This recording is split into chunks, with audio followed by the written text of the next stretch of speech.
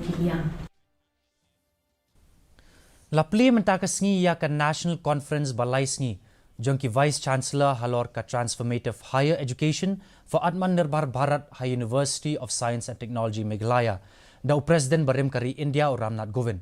Kumban rius pak ngut ki Vice Chancellor jong ki University baper kilai shimenta hakane ka jingelang.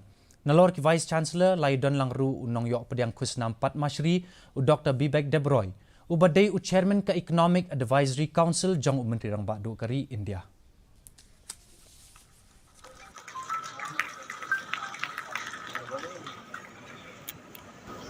The country had a very small number of universities and higher education was out of bounds for most of the people. Even the literacy rate was below 10%, which means that even at the primary level, the number of students was very small.